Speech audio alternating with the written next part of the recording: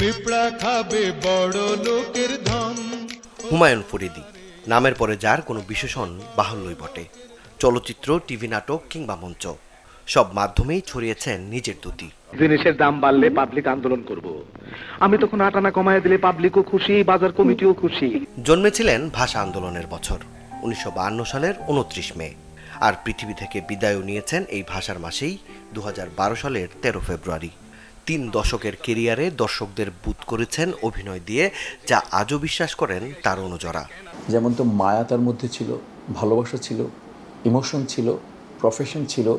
উনি অসম্ভব একটা মানুষকে সম্মোহন করার ক্ষমতা ছিল, এবং যে কোনো পরিস্থিতিতে উনি যখন বলতেন তখন সবাই তার দিকে এইভাবে বিমুগ্ধভাবে তাকায় থাকতো। এটি হুমায়ুন ফরিদী। আধুনিক অভিনয় বলতে যা বোঝায় এবং দর্শক প্রিয় অভিনয় বলতে যা বোঝায়, ফরিদী ভাই হচ্ছে তার মাস্টার।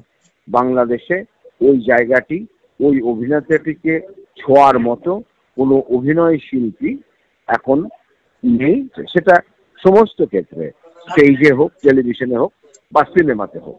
টেলিভিশন থেকে এসে সিনেমায় জনপ্রিয়তা পাওয়া একমাত্র অভিনেতা বলা হয় হুমায়ুন ফরিদীকে। চলচ্চিত্র অভিনেতা রুবেলের মতে হুমায়ুন ফরিদী যে শুধু একজন অভিনেতা ছিলেন তা নয়, ছিলেন অভিনয়ের এক প্রতিষ্ঠান। হিমসেলফ বলতে সে নিজেই ছিল ফিল্মের একজন কারিগর, অভিনয়ের একজন কারিগর বলতে, বিকজ তার ভিতরে তো ভার্সেটালিটি ছিল। সে এক একটা চরিত্রকে এক একভাবে তুলে ধরার চেষ্টা করত। সেটা তার অভিনয়ের ক্ষেত্রে, হাঁটার ক্ষেত্রে, কথা বলার ক্ষেত্রে, ড্রেসের ক্ষেত্রে, সর্ব ব্যাপারে এগুলো আমরা ফরিদীর কাছ থেকে কিছু কিছু ভাবে শিখেছি। নাম কি? প্রিন্স। কি? প্রিন্স। মৃত্যু নামের সত্ত্বে পৃথিবীর মায়া ছাড়লেও দেশের সংস্কৃতিতে তার অবদান দিয়েই হুমায়ুন ফরিদী যুগ থেকে যুগে বেঁচে থাকবেন কোটি ভক্তের হৃদয়ে। আরে খন্দকার বংশের লোকজন, বাংলার ঐতিহ্য, বাংলার রুচিতে বিশ্বাসী।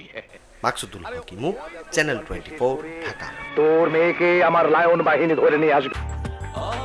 ব্রেকফাস্ট, টিফিন কিংবা স্ন্যাক টাইমে মজাদার আয়োজন মানে অল টাইম ব্রেড।